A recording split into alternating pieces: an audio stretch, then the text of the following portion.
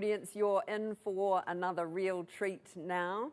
We are joined by a star-studded panel from all walks of life to discuss sustainability, well-being and guardianship. This is a discussion to really hone in on the themes of the conference and why and how we must do better for future generations. It's my pleasure to welcome Heather back to the stage alongside her expert panellists.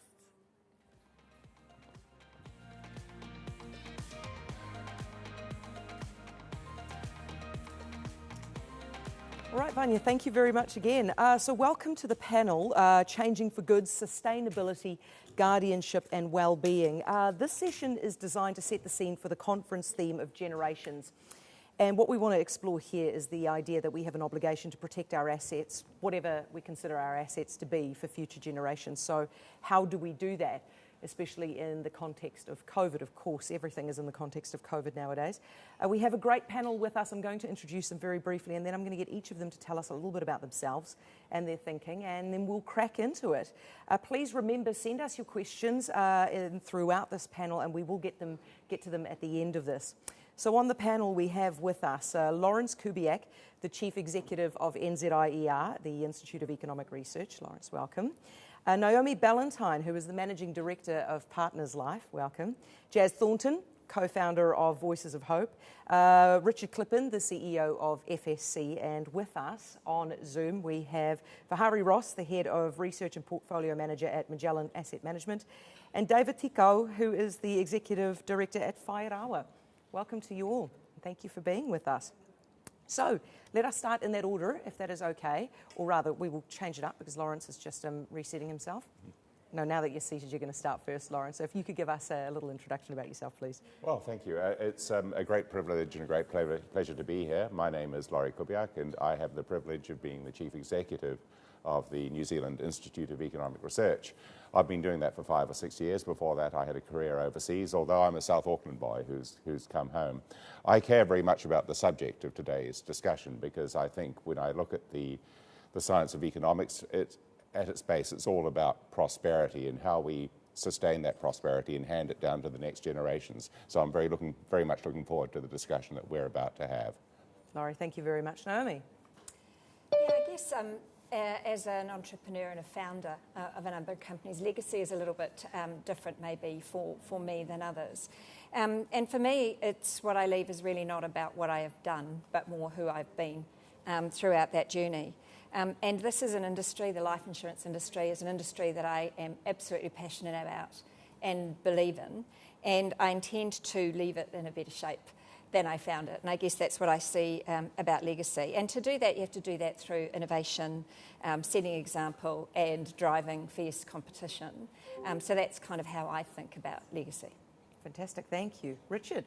Yeah, you know, in thinking about this conversation, I've been running the FSC now for just over 3.5 years, come out of Australia long term in the financial services sector.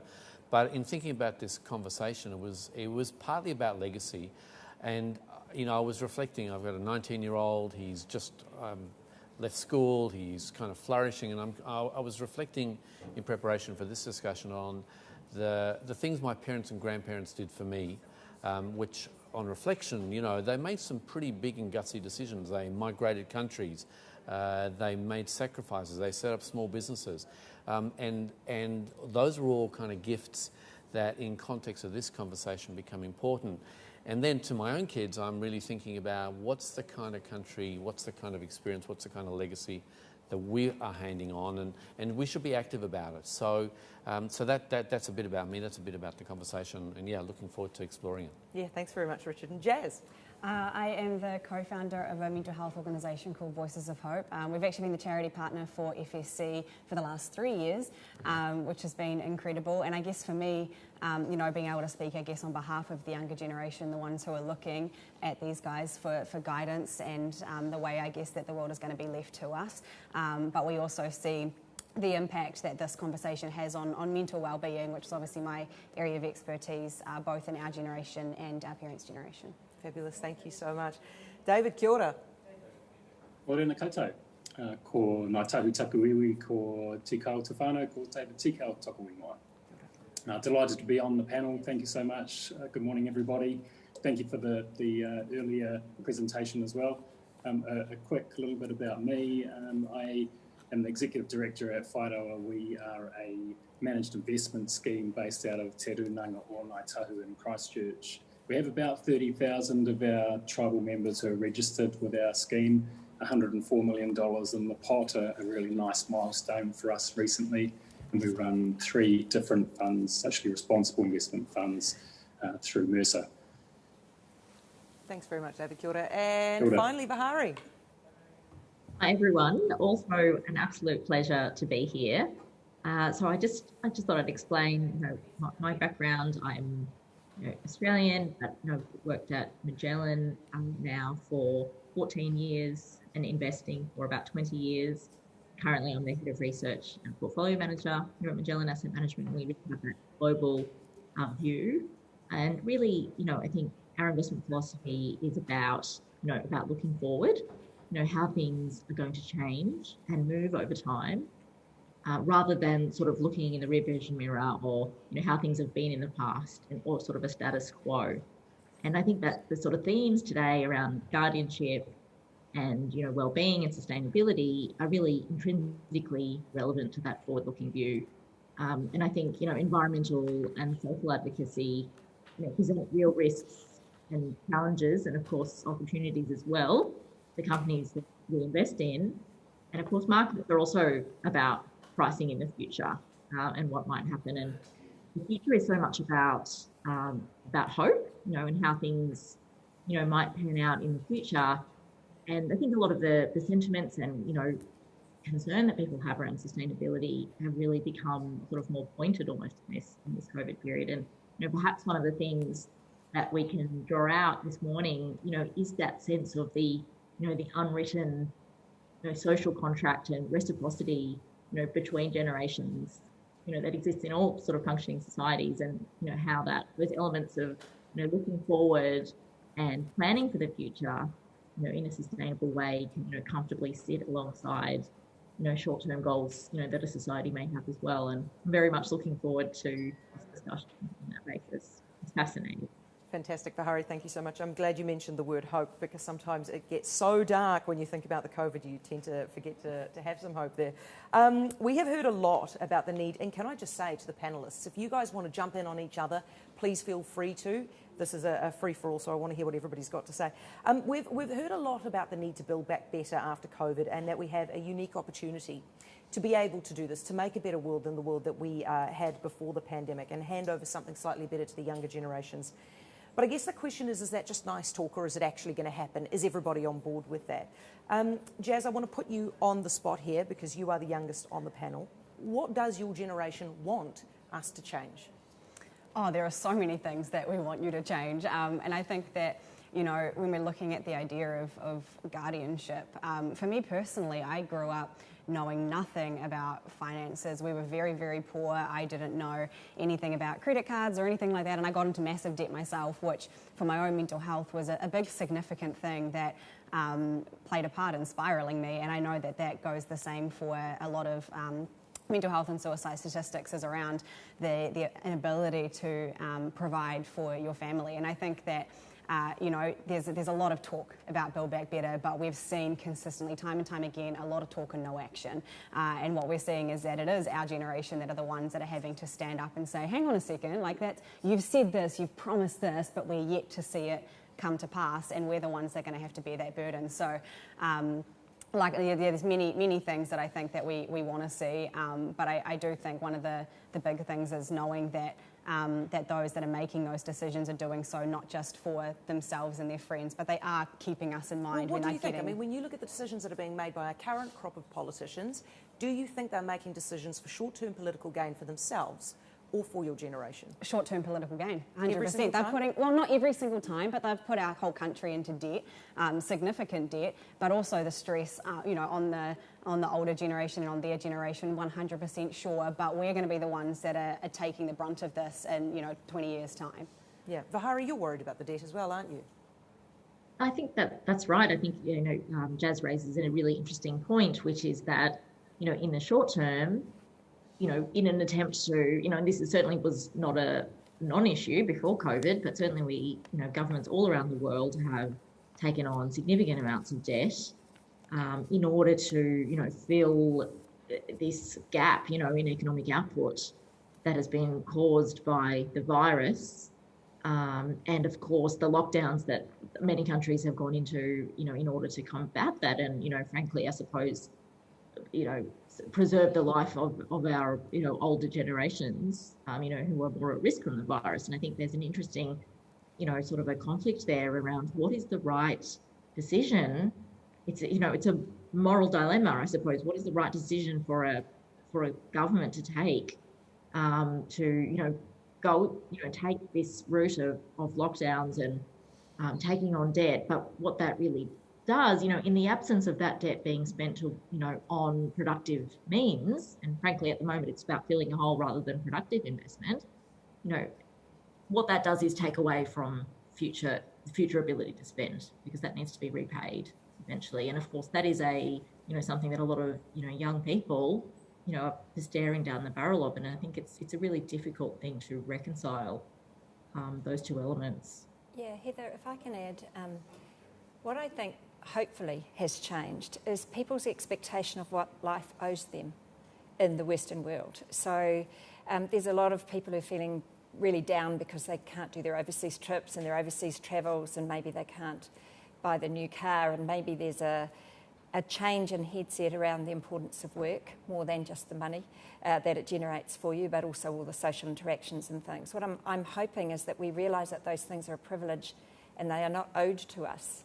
And going into debt to have something like that is also not sustainable or sensible. We have those choices, but I think we have this expectation, and we've built an expectation and we've sold an expectation to all of us that our life should look like an Instagram post, and if you don't look like that, there's something wrong with you. But actually, maybe reconnecting with people, understanding how beautiful our country is, understanding that you can get by. Do you think that's long term? Do you think I hope it is. Or just caught up in the euphoria of our success? It might be forced on us to be long term because of the debt levels that we are taking on to survive. Today. So I'm not sure what the future world is going to look like, but I think we've been indelibly changed by the situation that we're in. And that's a virus that's caused that. But maybe the outcome will be a less consumerism-driven future. Gosh, wouldn't that be good? I'd love to hear from both of the lads sitting here in the studio with me, and we'll come to you, David. Richard and Laurie, do you think, and we'll start with you, Richard, do you think that we might have changed our attitude towards consumerism? Oh, I think Naomi raised a good point. It's the pause and reflect moment. For months on end, you couldn't just duck down the corner store, call up and get your takeaways, on a moment's notice go and have that flash weekend somewhere in the world. Couldn't do any of that stuff. And then it went on. And I think that has driven behavioural change. But I do think, the broader conversation, just to Jazz's earlier point around, this notion of social cohesion, which in New Zealand has been so powerful, this kind of invest or borrow from the future to maintain social cohesion, so that rather than you just look after yourself and your family, you're actually looking after the broader community, I think has been really powerful. The problem is we all own the debt. We all, in that regard, own the future, and I think that will be one of the tension points. But in the places where people have just gone into their cocoons, it's me and my family against the world, and we've seen some of the social dislocation play out writ large, and that's a place I don't think any of us want to go to. No, I would agree with you on that, yeah.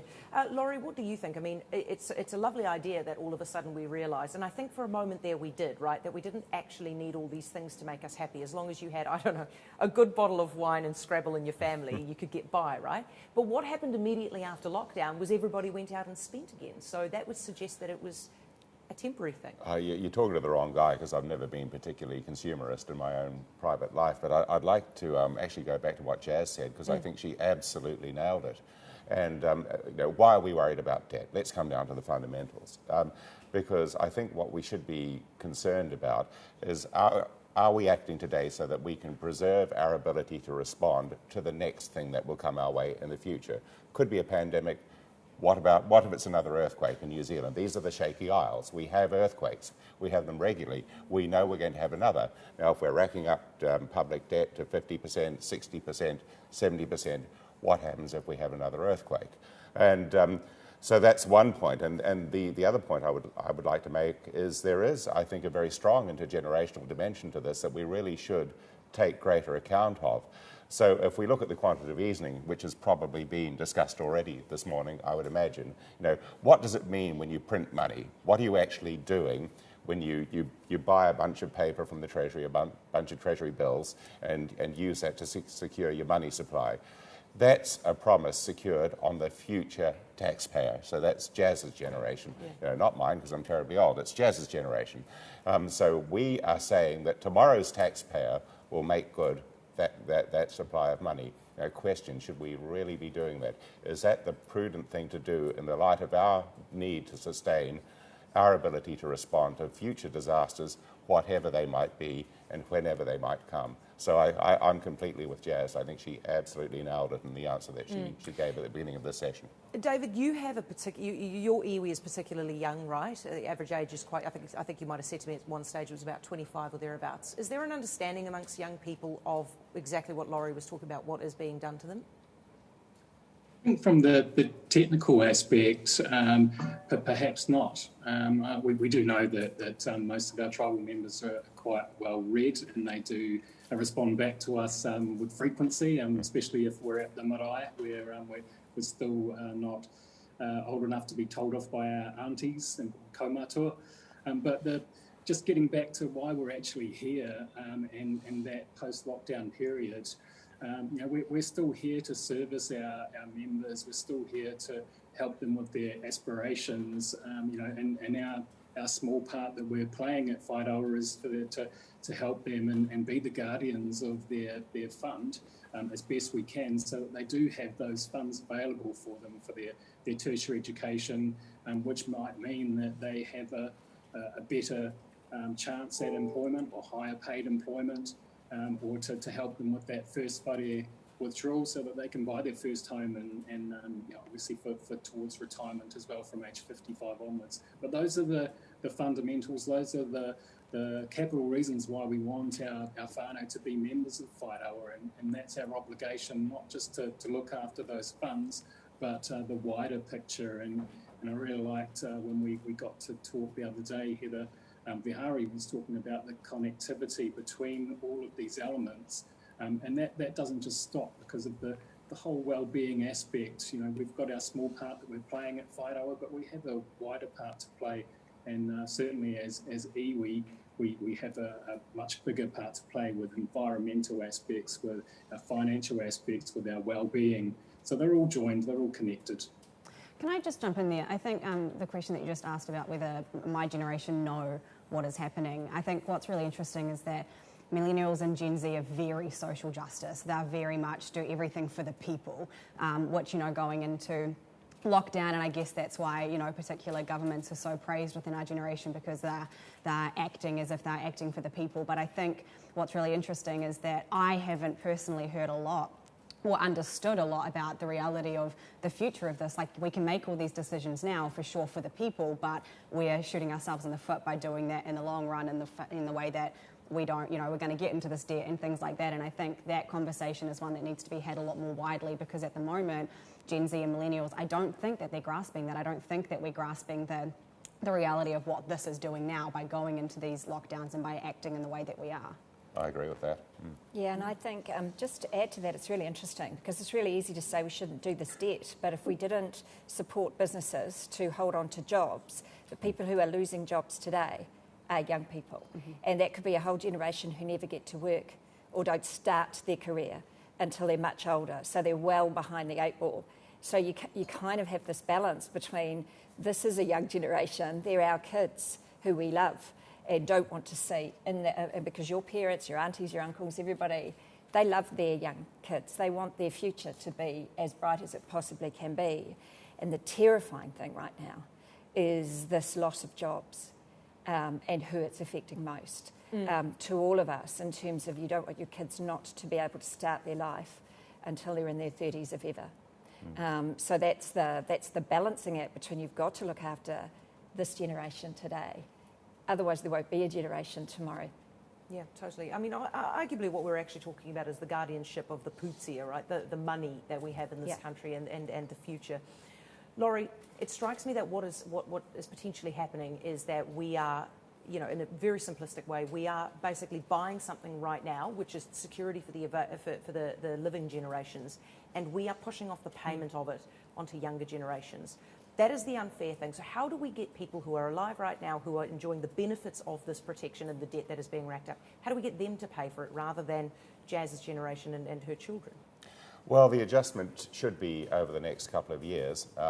So they should, because those people are current taxpayers. So in the immediate term, the answer is they will. What worries me is actually the long burden of the debt after the next couple of years. The fact that we were in a pretty good place. We had debt levels below 20%, and if you're on the shaky isles, that's a really good place to be because you don't know when the next one is going to come. But when you're in a different world, where you're at a sort of more European level of debt, we have to borrow on world markets. It restricts a great deal our ability to respond to those things, and that's where I'm worried. I mean, I think, there will, it's not going to be pretty. There will be there's going to be an ugly correction over the next 6 months as all the things that Naomi has raised play themselves out in markets. And for that sort of short-term support, then obviously you need to support the people and make sure that they're okay and just get them through that hump. But it's longer term that I'm worried. It's racking up debt levels to such a level with very little control, very little fiscal control, it seems to me, from government, and just expecting that to be okay with the young people, with the current and the future taxpayer. That's where I have some real concerns. Can we even talk a little bit, Laurie, about what's going on with asset prices, right? Sure. You have a situation where the fiscal stimulus, monetary stimulus is creating this situation, right, where all of a sudden house prices are going up again. There is a potential solution there, which is the Greens wealth tax. It is so deeply unpopular, it is just never going to happen. So how do you get the people who would be negatively affected by the measures that need to be taken, how do you get them on board? Well, that's a hardy perennial in New Zealand economic history, actually, because how do Kiwis form wealth? We don't have thick capital markets here. We don't have huge equity markets here either compared to what you would see overseas. So how do Kiwis form wealth? They buy houses. If they do really well, they buy a second house or a third and they let that out. But that's how we form wealth in New Zealand, and it's been that way probably right since the 70s, maybe beyond. And so that's why these things like asset taxes are always difficult in our society, because there would be very few families in the country who don't have a family member who's done exactly that. I'm not from a shiny background myself. My dad was a cleaner and my mum was a housewife. I've got relatives who've done just that, because if you can, that's what you do in New Zealand. So that just makes it really difficult to impose something like an asset tax, because it's going to hit those people who've done it, as they see it, the hard way, and have done well through availing themselves of the only choices they feel they could really make in New Zealand. So I don't think it's going to change, I'm afraid. Just picking up Laurie's point around how people create wealth. Over the last couple of years, FSC's done a bunch of research, and one of them into KiwiSaver. And what's interesting is that KiwiSaver for Jazz's generation is likely to be the game changer.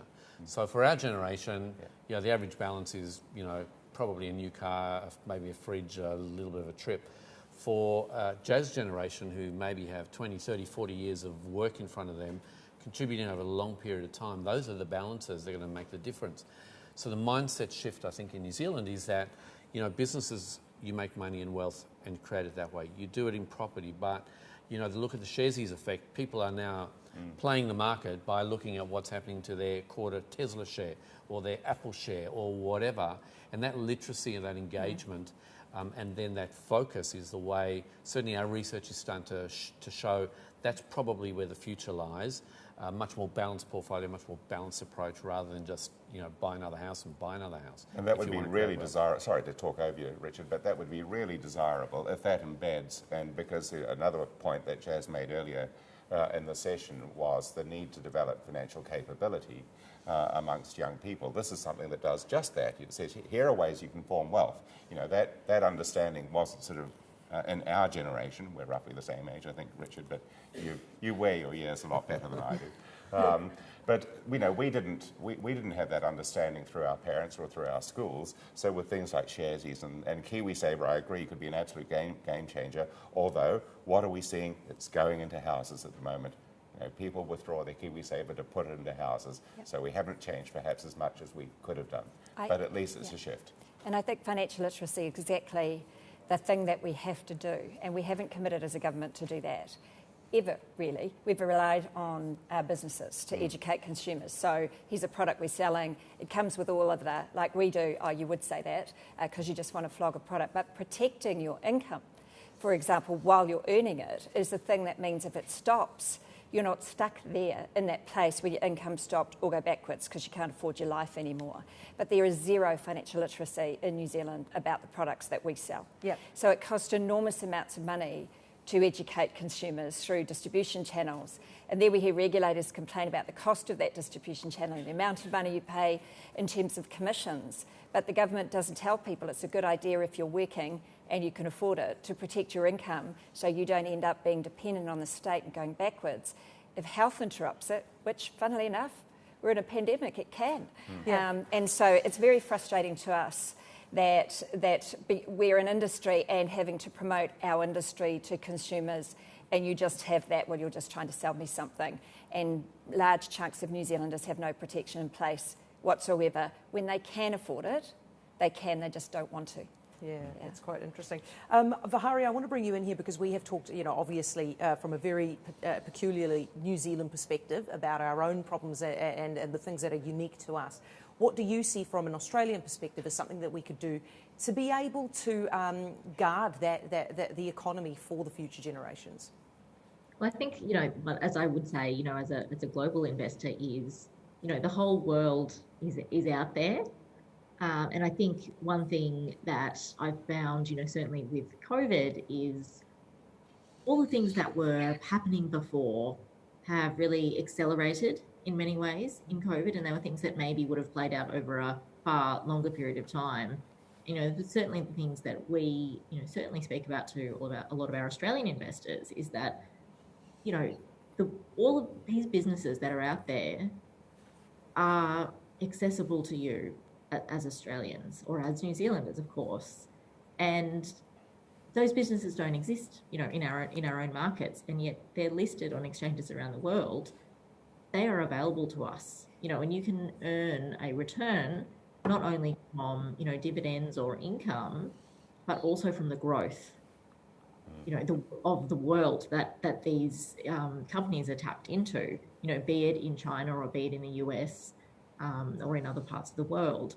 So I think that's one thing that I think it's very well worth, you know, acknowledging, you know, that even as a small country, you know, the world is accessible to all, and I certainly think that the accelerants of digitization and online have just been perpetuated through this COVID crisis, you know, in a giant, you know, science experiment of getting everyone to work from home and getting everyone to shop from home and all of those, you know, elements. And I think a lot of the sort of interesting thing that I took away from a lot of that conversation that just happened is that there was a lot of talk about what has changed. And I think in many ways, a lot of things haven't changed, but they, you know, for example, people's desire to buy things, you know, and consume and, you know, be a human being. But the thing that has changed is our ability to execute on those things because of digitization and because of that accessibility that the world has. And I think Jazz was right in that maybe there's not that awareness of the future, and maybe a lot of the protests you're seeing around the world are because people are just looking at their current situation being terrible without thinking about how much, you know, more terrible it could be if the various programs in place didn't take place. But I think that what New Zealand and certainly Australians can certainly do is look, you know, beyond our own shores as to the opportunities that are out there that simply don't exist because of, you know, various economic reasons in our own countries. Yeah, thank you, Vihari. Just a reminder, if you're watching, we are taking your questions and I'm going to get to them, and you can actually go on to the app and vote for questions that you would most like asked. So please go ahead and do that. I'm going to come to you on this one, Richard, in just a tick, because I think you might care about it. But I want to go to you first, David. Do you think that in all of this talk about the finances and the need for us to be able to guard what we leave in terms of debt in the economy for future generations, that we might actually start to neglect things like the environment? It's a great question, Kia ora, Heather. When our tribe received the settlement through the Waitangi Tribunal back in 1998, the tribal philosophy that was set up at the time was Mō tātou mō ka uri a muri ake nei, which translates into for us and our children after us. And that's been the philosophy for the tribe since our settlement back in 98. And so it really does underpin the decisions that come through our governance table to make sure that all of our connectivity through our programs, through our distribution to whānau is taken into account correctly. So our program delivery through our charitable side and our revenue generating businesses, which have been hugely impacted by COVID, and it's everybody will be aware that our tourism businesses, our holdings company, have had a really challenging time over the last 6 months, and as all businesses have, and what that does impact to us is on our whānau and how we distribute out to our tribal members. So in those respects, we've got those obligations. They're not going away. We still have teams that are out there on the front lines defending positions and environmental aspects, and that will continue to be so. So yeah, the importance hasn't gone away at all. Kia ora, Heather. Thanks, David. Richard, the reason I ask you this is because there is a lot of commentary already in the media about the need to remove some of the regulations that are being imposed on, for example, farmers, right? Because it is a difficult time for them right now. We need them to earn the bucks. So, water down the freshwater regulations, take them out of the ETS, as small as their contribution to it might be. And it's all of these requests to be able to essentially take it back a wee bit and put the environment very much in second place. Does that worry you? Because the reason I ask is because it is also our job to guard the environment, isn't it? Look, I think it should worry all of us. But, neatly you've summarised the tension between kind of the economic drivers on one hand and the custodianship of the world in which we live. And depending on your prism, so you'll go, no, what's most important today is to wind back some of the regulations. Our sector is a long-term sector. We take a long-term view. We should be taking a long-term view. And so we should be making sensible long-term decisions. And sometimes that's going to mean pain in the short term for people. But I think we've got to frame it up because, and I told you the story previously, one of the joys of lockdown was the intimacy we all had in our family units. We were all, wherever you stayed on, whatever that night was, that was it for the next X weeks. When we came out of lockdown, I had the joy of getting on tour with my young 19-year-old whose OE suddenly became a New Zealand experience rather than the OE, and that's been great. So he's taken himself on his camper van and we ended up just outside of Raglan. And we were out at the falls just outside of Raglan, which is just a stunning part of the world, and there's signs everywhere saying don't touch the water, don't drink the water because it's got runoff. Now, how do we get to the point where that was ever okay? And that's just one example. So I think collectively we've got to add what's right for us, but equally we've got to make calls about what's right for everybody, what's right for our community. And to David's point, this is not new. This is not new wisdom. This is wisdom that's been passed down through generations and thousands of years, and that's the stuff I think that we should be taking heed of. And I think that's probably the COVID opportunity as well, just to take stock, reset and make some calls. I also think on that, it's a bit of a contradiction statement when we're talking about investing into our future, and the environment is our future. And so by saying that we want to ensure that we're not going into debt and all of these things because of us, by saying but we're going to let the take away all the environment restrictions now because it, just for a little bit, that still impacts us. So I think you can't kind of be all for our future in one part and not for the other. We come with both. Yeah, fair enough. Let's get to a few of these questions that are coming in, because there are quite a few. And I think I'll direct this one at you, Naomi. How can business leaders balance the financial demands of shareholders with the longer-term need to do social and environmental good? And I think it goes back to the point that I said about what we expect, right? And it's a real dilemma, because some shareholders are mums and dads in KiwiSaver funds and mums and dads through Sharesies, etc., investing in businesses so they can get a return for their retirement and live a reasonably comfortable life compared to interest rates, for example. And other shareholders are large institutional investors. Everybody looks at the big profitable guys, even though they also have shareholders. That might be mums and dads. So a return for them is an important component of their financial success, and yet comes at a price to customers. And so you have this dilemma between you've got to do the right thing for your customers, and you've got to make it affordable. In our business, make it affordable for your customers. You've got to hold enough capital so that we know that whatever might happen one day, you're okay for. But that capital can't be delivering a high return, because it's got to be safe money. So now you've got to be attractive to shareholders. You've got to have enough capital. You've got to be sustainable, so you've got to be profitable. In Australia, they're absolutely screaming at insurance companies for losing money on their disability income book, right? So you've got to be sustainable, which means you've got to price properly for the claims risk that you take, but then you've got to be affordable for customers. The product needs to be simple and easy for them to understand, but complex when it delivers at the other end. I don't know the answer. I just know that that's what we've got to do, and we won't get it right, and we will be criticised by this generation and the next generations for not getting it all right. But I think being able to explain the complexity of it is an important component of that. Those are the things that we are balancing every single day. We have an environmental impact in terms of how we run our businesses, but not in the product that we sell, because we're not investing in companies that impact on. We're giving the money to the person to determine what to do with. But that's our challenge in terms of how we balance. So we're still there in the future to deliver the protections for people in the future, so they don't end up in a bad place when their health interrupts their life. So I don't know the answer. I just know the challenge. Naomi, thank you very much.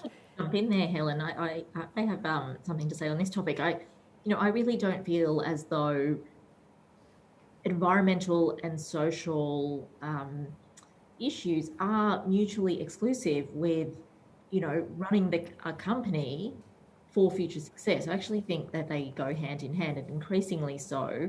It is the imperative of, good management to take proactive action on environmental and social issues, not just because it's the right thing to do, but actually it can present, inaction can present long-term risks to companies as well. I think if you think about, security of supply, if companies keep using palm oil and destroy all the forests, then hang on, you're going to have to come up with something in future to replace that. Or, if we continue to pollute the environment through paper cups, or plastic cups, those things are, obvious things that companies really need to invest in to come up. Starbucks, for example, is coming up with, seaweed-based cups that look like normal cups, for example, which is a far more sustainable way to run their business, for the long term. And it's not just about maybe it's a supply chain issue, but it could also eventually be a branding and a consumer-facing issue where consumers increasingly, certainly I put my hand up, care about this and care about companies, doing the right thing for the long term, and can ultimately vote with their feet in terms of the types of companies that you want to, give your business to. And I do certainly think people won't stop consuming, but they want to consume in a more socially and environmentally conscious way. So I think it was, Milton Friedman back in the 70s that it was, company altruism isn't altruistic at all. It actually helps the company as well over a long period of time. And I think I really do think that these two things, particularly in Europe, you're seeing it in a very proactive way. But I think over time, those two things will merge into being, good for all, not just for companies or for individuals. Yeah, it's a really good point. Thanks, Vihari. This one is for you, Richard. What needs to be done to make sustainability options financially rewarding to the extent that the private market will invest more into the sector? Yeah, I think Vihari's completely on point, as is Naomi, in terms of everyone's got a set of challenges, and it's how you kind of use those challenges. I was just reflecting as Vihari was talking, who would have ever thought that we would be running a conference in a digital environment. Well, when the challenges come on, people innovate and people improvise and people create new things. And I think that's part of the challenge, part of the opportunity. I think the sustainability debate, particularly as it pertains to investment, is, whilst it's still small, it's kind of a seriously growing part of the way people think. And I think, again, to Vihari's point, it's, when you have that mindset, we're making decisions every day when we walk up and down the aisle to buy whatever it is we're buying, and part of that frame up is this company doing good for me, for my community, for my kids, and so forth. So I think that's probably one of the things that's evolved and changed. Yeah. I'm sort of slightly, but not entirely sorry, David, to come back to this one, but this is a question that's come through from the audience. I just think it's so important to the discussion that we're having right now. Should we have a capital gains tax or a wealth tax to share the burden of stimulus more fairly? Is it fair that we have asset owners getting more wealthy due to Reserve Bank policy while low-paid people are paying tax on every hour that is worked? Kia ora, Heather, you've thrown me really in the deep end there. I think that question is probably a better one to be serviced by Laurence. Do you want me to take it? Yeah, you have to take. David has passed it to you, Laurie. No. I think the best system that we observe around the world at the moment is the one in Scandinavia, where if you want a higher tax economy for the sorts of reasons that we've discussed in the course of this session, you actually leave capital tax as well alone, capital income and capital tax as well alone. You tax incomes because it's less mobile. So a Danish friend of mine, when I worked in London, used to have a wonderful phrase, which I believe was translated from the original Danish, which talked about income tax from erection to resurrection. And, that was very much the system over there. Your income, half of your income was the government's all the way through your life. But if you were putting capital at risk, if you were starting a business, if you were trying to move assets from a lower value use to a higher value use, the Swedes, the Norwegians, the Danes left that stuff well alone because that's what generates prosperity, that's what gives people jobs, and that's what gives them the lifestyle that they want. So if you look across Scandinavia today, I think the only place that has a wealth tax is actually Finland. So I think that's actually a better direction. Yeah. Cool, Laurie, thank you very much. Look, the one thing that we haven't really touched on adequately, I think, Jazz, is well-being. You obviously have an interest in this, particularly with regards to mental health. Can we actually say that we have given a wonderful future to our future generations if we haven't adequately put money into mental health and made sure that that thing is working for their own well-being? Absolutely not. New Zealand has still the highest youth suicide rate in the developed world, and if that doesn't scream that there's still something wrong, I don't know what does. And we're seeing it time and time again where young people are battling with this significantly to the point where they are ending up and they're feeling like they can't speak to their parents about what's going on. I can't tell you how many, in the thousands of messages I get every week from young people who are struggling, who feel like they can't talk to their parents or can't talk to their teachers, and so they come to me, who in part is a stranger on the internet. And so I think, we had this investment of $1.9 billion, but false promises are really dangerous because we saw this and then we saw very little action on it. And that to me is really concerning. But also in New Zealand, what makes up a lot of our suicide statistics isn't young people, it's middle-aged men. And so we're losing our dads. And the mental impact that's having on us is also significant. So I think it has to be held hand in hand where we don't want to lose our parents, but we are. But also don't put onto us the stigmas that are killing your own generation of don't talk about it, you're weak, that there's this kind of gap between those who are, people think that they're immune from mental health and money equals that, but that's not true. We see suicide and mental health affects everyone, everywhere. 70% of people will at one point have a suicidal thought, 1 in 4 struggle with mental health. I think less talk, more action. Yeah, David, you're nodding your head. Do you want to say something about that? Yeah, I do. I think this post-COVID era has taught us an awful lot, and although we're still learning now, one of the things that did come out very quickly from the Financial Markets Authority, our regulator, and our supervisor, trustees, executors, was how are we looking after our whānau and our members as best we can. Knowing that there's struggles and there's challenges, not just the financial basis, but across the board. And so, they've been extremely interested in how we're doing that. Our COVID-19 serious financial hardship withdrawal form, which we created during lockdown and had out on our website available for members has been very well received. And it's still something today that the regulator and supervisor are interested in and really want to hear feedback on. And I think that's great that our regulators are interested in how our members are doing, and more importantly, how we're doing in servicing our members. And conduct has always been at the top of the agenda over the last couple of years. I think that we're really doing a terrific job in heeding the call, and we're always looking to do better. Fabulous, thank you. Hey, listen, we've just got enough time for a quick whip around with one final question. Now, the question that has come in is, can you change the future from within the system, or can change only happen from the outside? Is the status quo too entrenched? And maybe a simpler way of asking it, Vihari, I'll start with you and then get everybody's take on it, is, are you optimistic for the future that we can change things? I absolutely am positive and optimistic. I think that, humans are incredibly innovative, and, I think what has made humans, a successful species, I suppose, is our, ability to collaborate and work together. And, there is a social and societal imperative to change, even on the topic of well-being.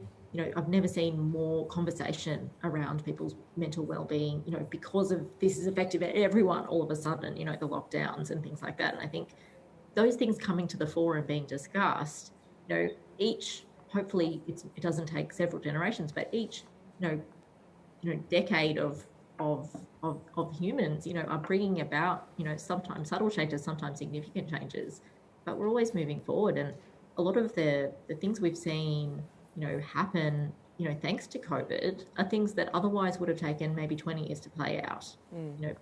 Digitisation being, has really enabled that, I suppose. Thank goodness that we had the internet when COVID happened, and that's actually made humans are able to really accelerate a lot of these, positive changes. And I really am positive about how that will play out over time, notwithstanding that there's challenges and risks in making it happen. Thanks, Vihari. David? Yeah, it's interesting because our philosophy hasn't changed. Our tribal whakatauki hasn't changed, and the aspirations for our whānau hasn't changed. So although there has been some wavering of the course recently, our vision is still the same, and it still will be for our whānau and for our tribal members and our industry. So we still have the vision, we still want to look after and do the best that we possibly can for our whānau and our members, and I don't see that changing. Fabulous, thank you very much. Jazz? I definitely have hope for the future, and I think that as long as the people that are making the decisions are doing so, not just thinking about themselves, but thinking about us and the generation under me, I have hope. Good. Richard? Yeah, immensely optimistic and hopeful. I think the lessons of COVID have been a gift. It's a question of whether we listen to them and take stock of those.